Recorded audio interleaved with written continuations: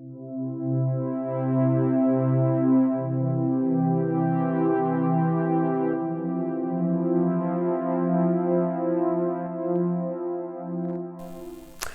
some thoughts for today, the second Sunday of Epiphany, and I've got a friend with me too. As the sun was setting over the Hudson River on a brisk October day, two men stood on the terrace of a luxury apartment overlooking New York's Central Park. One man, a rebellious 26-year-old, dressed in a mock turtleneck and blue jeans, stared at his running shoes for a long time without saying a word. Then, as quickly as a light switch moves from off to on, he turned to the man by his side, a successful corporate executive who was 1 month shy of his 45th birthday, and delivered the words that would transform the careers of both men and change the business world forever. On the balcony of the San Remo apartment building in March 1983, Steve Jobs turned to John Scully and challenged him with a simple and devastating question. Do you want to sell sugar water for the rest of your life, or do you want to come with me and change the world? Scully had just turned down Jobs' offer to run Apple, saying that he intended to remain in his position at PepsiCo. I just gulped, he said, because I knew I would wonder for the rest of my life what I would have missed. Do you want to sell sugar water for the rest of your life?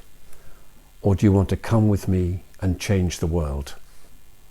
Quite a challenge. Go back 2,000 years, and this story is the same. This time it is Galilee, and this time it is Jesus staring at his sandals, who looks up and sees Nathanael coming towards him and challenges him with the question, do you want to stay under that fig tree all your life, or do you want to come with me and change the world? Nathanael too may have thought to himself, I would have always wondered for the rest of my life what I would have missed. Steve Jobs invited John Scully to be a part of the Apple story. So Jesus invited Nathanael to be a part of the God in Jesus story, a story that would change the world. Nathanael accepts the invitation. At first he is not so sure, as he says to his friend Philip, can anything good come from Nazareth? To his credit, he goes to Jesus and is persuaded that yes, this Jesus is something special. However, after this conversation, we hear nothing more about him. He is just in the background. But legend has it that he is meant to have been taken the gospel as far as India, and more particularly to Armenia, where he is said to have been martyred for being flayed alive. From a Galilean fig tree to as far east as India, and so many places and people in between. In his lifetime, Nathanael would have heard the Sermon on the Mount, been frightened on the boat as the storm raged and Jesus slept. He saw 5,000 being fed on a hillside at an extraordinary picnic. He watched a blind Bartimaeus receive his sight.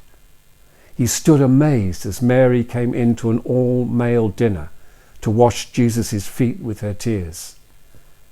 He felt crushed at the crucifixion and wondered at the resurrection. Nathanael became part of God in Jesus' story and lived the story, knowing that he was known and loved by Jesus. Billy, who's only 10 years old, was asked in his class, "What is love all about?" He replied, "When someone loves you, the way they say your name is different. You just know your name is safe in their mouth." Nathanael seemed to know from the moment he met Jesus on that Galilean hillside that his name was safe in Jesus' mouth, in Jesus' heart. He knew he was loved, and so stepped out into a story, into a journey that changed the world. We too are safe in Jesus' heart.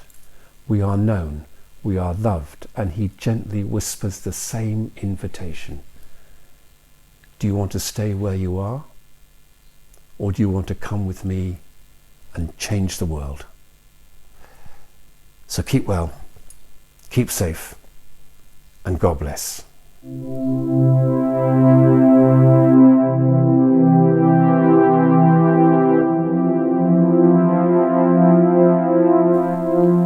Should I stay or should I go now?